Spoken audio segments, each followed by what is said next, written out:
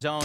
Much like Aviv and users, they've been doing this all weekend long, building a tower in the clouds. They even tend to separate to make sure they have additional angles and try to build up on that surge. In a lobby this stacked, especially day 2 of the finals, it's going to be one of the hardest things that you can gather, and that's going to be that storm surge. I got absolutely right, but for a team like Kanada green and apple Agers, mango, they haven't really struggled and in then search got for surge. They honestly just continue green to apple surprise jelly, me here. mango popping boba, that's and why then we like see normal them boba. placing The so tapioca. high. Honestly, the best average placement of day 1 here. Yeah, it just goes to show that even though Acorn and Cold are sitting in first, you got a team hot on the heels, and it's all without 18 splashes. VR. So that's going to be so many teams have 18 splashes. Chat. Next one. It's so smart though. I mean, it's like the best heal in the game.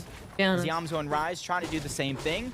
I think everybody in the community can kind of agree they're a little bit lower on the leaderboards that they would, any of us would hope. I would love. They're still in Rise contention to take win. the title at the that end of the way day. He has to go to the FNCS Global in-person LAM They just need finally to have face reveal, because I don't think he's ever face revealed on the day, but a team that had a phenomenal start.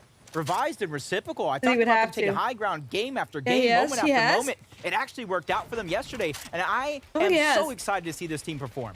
Honestly, the dark horses of this competition. They've Pass? continually surprised both you and I, Jacob, watching their games go out throughout the first 6. They have been so consistent. So for them, they just need to remain consistent and wait for that opportunity to strike so they can claim that top spot on the leaderboard.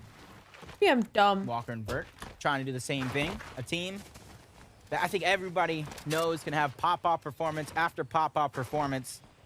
It's about finding your stride. Finding that little bit of momentum and trying to stretch it from game 7 to game 12 with as much consistency in between. You can already see he's coaching Walkers and Burt. Epic, heavy. Shockwave Hammer is going to be the biggest thing in his inventory. But a ton of heals as well. The only thing right now that could be even better is depending on the augments that he pulls. I think right now they're stacked up to have a phenomenal game as well. You know, that's one thing we didn't really talk as much about there in day number 1 is the augments and the impact that the augments have had here in Chapter 4. Remember, this is a brand new system here to the game in this chapter, and we're seeing it unfold in high-level competition for the first time here in the Grand Finals. Now, obviously, we've watched quite a few of them throughout the weeks, bad, bro. In these weeks leading up to this moment, several new augments bad. added, but it doesn't matter about augments when Trashy and Pump are in your box. You know whether they have augments or not, they're going to be hunting for that Elan. Couple of shockwave attempts trying to go He's straight up. never won a finals, right? Gonna be a little unsuccessful on that, but Pump is there on the other side, welcoming in, coming to my box, trying to escape. I'll take you out anyway.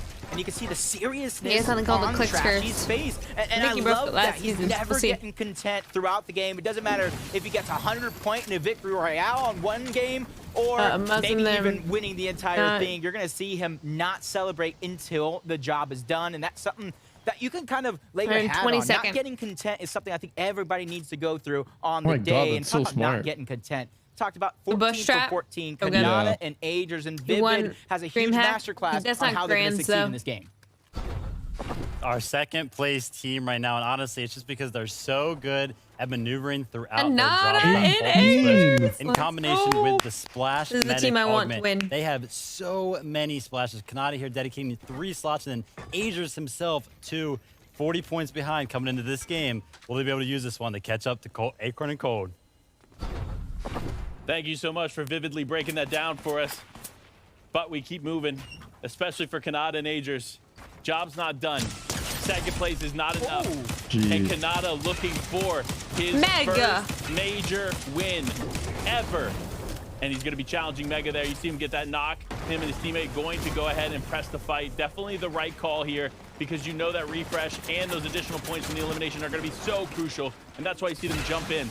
It is a 2v1 as of now. Justice on the back foot, trying to hold Mega down. But when you have the power, the absolute carnage and aggression from Kanada and Agers, there is nowhere you can hide. I feel bad for Justice there in that moment. Because as soon as everybody in the lobby saw Kanada and Agers go for the actual elimination, that tower is massive. Everybody around is going to be able to see it, and you saw the third-party attempts go in, which led Justice to try to disengage. You can already see in your mini-map from one fight to the next, Justice has his work cut out for him if he's going to try to come out on top. And man, did I think this was going to be a full Eastern pull. Was I wrong? It's going to go south from here. Can I just say, we're seeing it yet again. How many chug splashes are there in Kanada's inventory? let's say there was 18. He used 1, and Vivid broke it down. They had 30 splashes before that fight began. 30 splashes. I can go 3 games and not find 30 splashes. They have 30 splashes, honestly, bro? if you get that many chugs, like, wow, you could just hang out, chill. You don't have to press forward on anybody. You could just heal off against Surge, get into the end game, heal off in the end game. Imagine having there's so 30 much potential when you have that many chug splashes. So I'm interested to see what they're going to do with them. Let's go while we wait for endgame, because this is the boringest part. Another team, another formidable Diana, duo thank you for the that we 14 need months. to pay close Thank attention you. to is right there, perked up, ready you can't to go. heal off of that? Yeah, you can. You can heal off of splashes. Themselves in the storm. Yet again, it seems like are you a real girl or are you a robot? He's just. I'm a robot. She's a robot. In the storm. I heard him. Matrix, I've been to a lot of different schools, bro. Gotta imagine the possibility of the Harvester augment. I say possibility because you can still get some heals, some 2 different elementary schools, 2 different middle schools. Apples along the way. And you can kind of see Speaks doing the same thing. Just maybe 3 middle schools. And for him, those could be used for 2 different ways. You see him lacking the shockwave hammer. It could be used for mobility as well, not just the healing portion. Yeah, you know, it's funny. I feel like when we came into the season and you had the slap juice introduced, this was like a game-changing movement item. Being able to have unlimited energy so you can sprint is massive. It reminds me of getting those chili chugs in the inventory, but genuinely, those slap juices end up lasting longer. So those in the berries are honestly an undervalued, underutilized item in the chapter, but you see other teams are starting to pick up on it. They're starting to realize their value. So we could see a lot of players begin to change up the way they run. Clix dead? No. I liked like at the beginning of the season, everybody had their tier list, which augments were rated more than others. But at this point, I wouldn't say it'd be drastically different, but I think you would see a little bit of a different tier list now that players have a chance to really play with those augments, figure it out, how they want to play, and how it really changes your play style depending on if you have a ton of loot. I mean, come on. Or it's pretty obvious. Bro's playing solo finals, won 5 out of 5 games. Come on now. Above the threshold is going to allow them to rotate early, but as soon as they get to their spot, they're going to have to start thinking about it, just like Cold and Acorn. I didn't expect them to be in this position. 152 below the Did you live anywhere else in Texas? Especially since they did get that first zone. Florida, maybe. Yeah, this is interesting. The way Florida, that this is playing out for them is not what I was anticipating here for the first game. They definitely had a better surge plan on day 1, so looks like they're struggling off the start here for day number 2, but a team that's not struggling is Walkers and Vert getting in the fight, getting some big shots there. Mason Aim just trying to play backwards as his team is down, but now the exchange comes through. Walker's taking a ton of damage. He is 1 shot away from going down, so his teammate is going to need to intervene, and that is Vert just taking those shots there, pressing Mason back. Mason now 1 HP 2. Walkers, will he be able to clean it up? The shots are coming through, but neither team is willing to jump forward. They know how weak both of them are, and all of this can end in just a moment. Yeah, they realize that with 1 knock already through, a bunch of damage, and even the information he's getting from the Falcon Scout, it's only a matter of time. Especially that you got to realize 2 teams above, 2 to the west, 1 more coming in at bat, and there goes Walkers finishing the job onto Glaze. That's going to be a huge siphon. Mats that they can gather if they continue to pull forward. And Mason's doing a good job, though. They want the kill, bro. They just don't know how low he is. With just a sliver of HP, this could be the saving grace, because as soon as a couple of those teams come in, they begin a third party, he could try to use it as a distraction, but there goes the Falcon Scout once more. And then the final shot to finish it off. Down goes Mason, down goes Glaze. Unfortunate, but for Walkers and Vert, that's just the start of something big. Yeah, I mean, look, Walkers and Vert. Why are you rooting for Kanada over Clix if he's your friend? I have a lot of friends playing. Like, I've got multiple people playing. And I'm carrying them all on. I'm just saying, I think the person that's going to take it all the way home is Kanada and Agers. Just ask me who wins. As a solo player, just going to try to hold on here as Crackley and his teammate press forward in the box. Unfortunate situation here, not what they were anticipating, of course, but when you have a team like Crackley and co, it is tough to go up against them. I mean, they just continually show that they are gonna cover people's hands. A threat when it comes to taking these fights in the mid game. Yeah, especially since they already got that first elimination. They realize they're 1 or 2 things. They're gonna disengage, find their way safely to the zone, or Bunk's gonna try to go back for that reboot card, try to go back because he is down on Surge, so it's disengage. Might not fans even be annoyed that you don't predict them winning. As Crackling and his duo That's not even that. Like, timing is up. I really hope they do good, but like, to play defensive. I'm not even kidding. Like, is coming out, and that's going to be a huge there's so many teams that have like worked so hard this season. Some pressure on, like, but Clix push comes to shove. He has to figure out one way insane to start at getting proactive. playing both comp and being really good, but also pursuing content. You know what I'm saying? Immediately bulldozing through the box to finish the I will job. say, I think there's other teams that definitely do practice and put way more into comp. That's all they focus on. You know what I'm saying? Now it is all about Acorn. Doesn't mean he definitely doesn't have he definitely has the potential to win one. They have found some damage, which is good. It's a good sign. It's just like, obviously, there's other teams that focus on just comp and have put a lot more work into it, you know? Out the window, but they still need more. Only 80 damage above is not enough to really stay comfortable. But 600 wait above. a minute. As I say that, a major player in the lobby must have gone down because now they are 600 damage above the threshold. I mean, that just to me just goes to show how what? How do you go from 80 to 600 above? Come on now. Versus everybody else in the Let's go, Peter and Booga with 4 kills. They're back, guys. They're back. Peter's not selling today. 4 eliminations overall. This is my key to victory. Peterbot didn't play Valorant last night. He's chilling. If they want to come and take that top spot in order to overcome that gap, it's by high placing games and a good number of eliminations. For Booga and Peterbot, they don't have a choice other than to go big or go home. Yeah, like you said, they really don't have a choice. I don't understand how Valorant doesn't mess up your Fortnite. They do not have another game to wait. It's just not the same kind of game. It's not the same perspective either. Every point, I don't know. I know a lot of people that like get messed up with it, and like that includes me, dude. If I play Valorant, I can't play Fortnite on the same day. The weight of the world. Yeah, I'm worse at Valorant the days I play Fortnite. That's that into a grand or like vice finals versa, yeah. Weight of the world seems like it's on Hachi's shoulder right now as well. Suscript's down. Shots coming in from a distance. Buzz got a kill. No, Walker's died. His name's going to be Larson, who's also a solo. Probably losing Nani across the way. And that's the unfortunate thing about this stage in the game. Yeah, you can probably get a reboot off, but if you see where the zone is actually at, it is 4th zone at that as well. It is going to take a miracle if that is going to be your plan. So for Hachi and Larson both, they just got to figure it out. And only 1 splash to his name. He's probably either waiting to scavenge up somebody else's loot or get some sort of surprise attack. Yeah, surprise attack might be the only way there. Justice is 700 below. Another solo in this game is Justice going up against Acorn and Cold, but also Chubbs there on the other side. So Justice just waiting for these other teams to rotate, and unfortunately for him, Cold and Acorn going to go ahead. He's 700 below in this zone. Just wait until moving. But it's gonna be like 1,600 below. They're gonna get in the box here as they're looking onto 2 other teams. They said, you know what? We hear your shot, and we'll raise you one and add our own. Yep, you can kind of notice that instead of floating around that mountain, they immediately went up.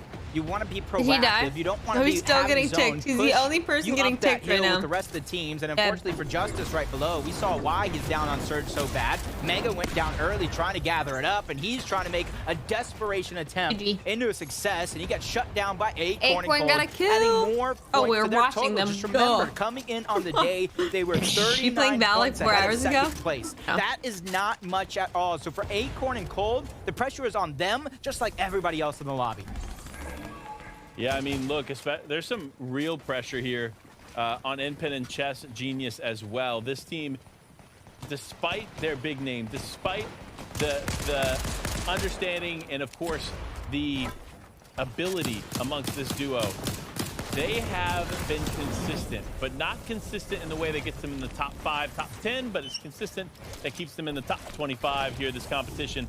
So for them, they're just thinking about what big things do they have to do to climb this leaderboard, what big things they have to do to take the top spot, and will it even be possible in these 6 games ahead? It's going to be a tough one, especially for, in this game, anybody that's on the north or east side of the zone. That's where it is beginning to push everybody in, congesting, jam-packing them together like a can of sardines. It's going to be hard to come out alive. What is Duke's backbling? You have a game plan down packed, peeking through the zone, building towers in the sky, gathering information, figuring out where the duos are actually at. Is going to be huge, and for Duke, 108 above the damage threshold. He's trying to be proactive in his own mind. As a solo, gathering that surge later on the game is going to be nearly impossible without risking everything you have. There's Clix and Donnie. They're alive, bro. Yeah, they're alive. To see the way this is playing out here. Again, so many teams find themselves on this side of the edge. It is Okus and everyone just gets lobby focused all the time. Winning in the last few games, the trailer park off-spawn engagement They are struggling to maintain some. Acorn and Cold are getting hit by Surge. Just have one really good game, but it could all change here. But another team that's changing for is Acorn and Cold. They need one shot. One shot is all it takes to keep Cold in, and unfortunately not going to find it. Acorn and now also now 6 damage above. So for a moment, for literally just a moment, he is safe, but he cannot afford to be. Thank Fortnite was for the August, man. He got some big bush bombs. He has the bush warrior. I'm over here biting my nails, worried. I'm nervous for him. But oh my God, talk about being nervous. I saw Peterbot go down in the feed, and now we see Booga go down altogether. Unfortunate circumstances. And I'm not even only talking about Booga and Peterbot. They jump back on board Cold. Booga died. Falling over 100 damage below the threshold. A big bush bomb can't save you in a situation like this, especially if you take a big tag like that. White. Down goes first place, just as cascading points begin to set in. That is a huge loss here for the lobby, but a huge gain for some of these other teams that are in the top 10. They realize, they see the names in the elimination feed. They see Acorn and Cold are down. So now it is their opportunity to strike. You need Bush Perk, like Bush Perk and Harvester are the most important perks right now in Grands. I'm not even kidding. Leaderboard. That is the question that a lot of these teams are getting ready to answer. What does Harvester do again? Harvester is like if you break a tree, you'll get shield mushrooms, bushes that drop from them, from the trees. A real treat. But they heal for 2 times what they normally do. So like if the Bush Perk, claim that high ground, heals 2 times as fast. We see a couple of teams actually find some success. The shield mushrooms give 10 HP per mushroom. Swirl, they're looking to be that team. You look at their match right now. That's my 0 point or not 0 point. If another team begins to build up and try to challenge them, but you know, damage or danger is going to be one of those teams that finds themselves thinking about high ground. Yeah, I mean, look, high ground is definitely going to help when it comes to some of these games. And like forecast are like the 4 most like broken ones. They're in 6th zone in game number 1 and holding it, but no other team has been able to do that since. So it really depends on what Agers and Kanada. Lots of different game plans. Oh, they're 30 below. That's not too bad though. Kanada and Agers still in this game. Most likely Clix now by going himself. to be able to take the top spot after this game. I didn't see Donnie. However, oh, I see Donnie. It's so uncertain because anything goes here in the next few moments. Anything goes indeed, and Bryce and Chubbs, one of those teams that have the least or some of the least experience here in the lobby. They're playing like they've been here time and time again, but down goes Agers.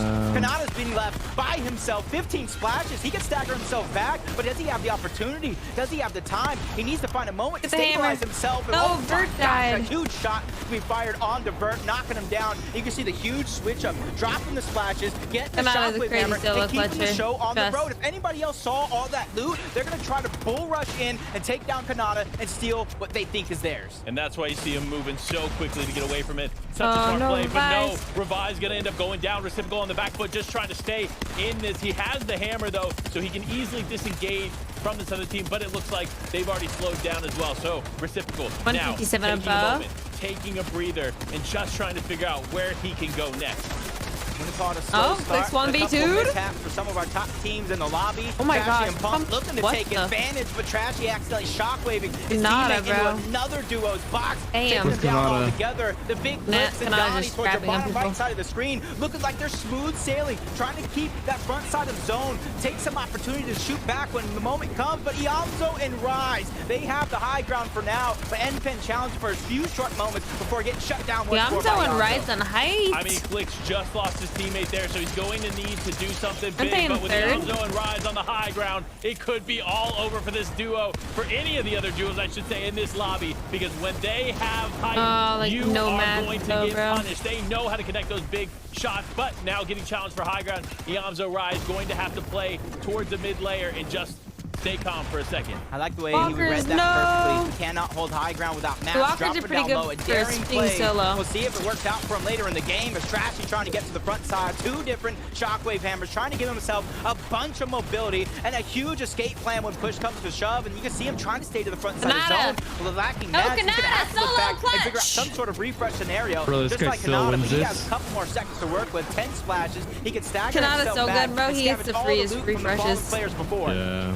Tubbs on the high ground. So much is going on. When we thought Rise had the high ground, he had it taken from him. Rise barely in and now getting knocked there by Bryce, the new high ground flamer. But no, he even potentially losing high ground in this moment as well. Oh my God, so much is happening. The hammer play into Storm. A bit of a misplay. He's dead. Too far, and unfortunately Bryce is going to go down, leaving Tubbs left as a solo player. He got caught out at the tail end. Into the top 6 we go. You talk about a solo player, but 5 eliminations so far. He's ready. Well, if you want to go out in predictions, I can pay them out today if you at least make them. And weave and trying to get the information. What is the best play? He goes up. He tries to go forward, landing on N-Pen and Chess. That's not going to be the play. He gets denied for now. Back into the Storm to grab that second shockwave hammer. Without any build, this is going to be his best opportunity to move around and cause some chaos.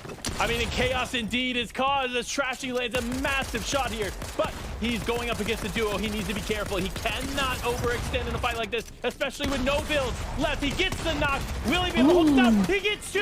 He gets 2 eliminations to finish off that duo. He goes back to back, keeping himself alive, but he doesn't get the siphon to go through and keep himself going. Now it's down. N-Pen and Chess, the only duo standing, but Aoxy, he has the world on his shoulders, and it's not going to be enough. So N-Pen and Chess Juniors with 11 eliminations take game number 7.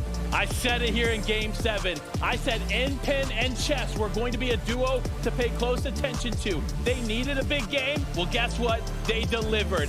And I gotta be honest, N-Pen's collegiate experience might be showing here in the grand finals because that was the top tier gameplay. A lot of people tell me I look like N-Pen. Oh, do you want me to pay him? It was about his journey. I got playing against every single type of player, from collegiate to professional, at the top of the game in one of the most stacked set lobbies we've seen in a while. Getting that elimination on the one like I said, well, if any of them want to vote the predictions today, I'll pay them out. To seal the because I'll have it open anyways. Shockwaving up, causing some chaos, sending Aoxy down to finish it off. Look at the excitement from N-Pen. He knows how big of a performance that was there to finish off game number 7. But that's only the first game of the day here, Jacob. There's still 5 more to play. 5 more games. Oh, yes. Our champions. So much still 32K on the table. My bank account. Alyssa, weren't you just complaining about the fact that you lost like 10K yesterday? And now all of a sudden you're like 3 times the amount you lost yesterday? The leaderboard has to be in shambles. Luckily, we have the incredible Zeke, Taco, and Kelly. 1.7 mil. Thank you so much, what guys. Was the who won the most? Completely different atmosphere. Is it Thomas that got the most? Yesterday, game Thomas, 1 you won 1.2 mil? Unbelievable chaos. Today, very How many channel points does Thomas have? Members of the top 3 going down.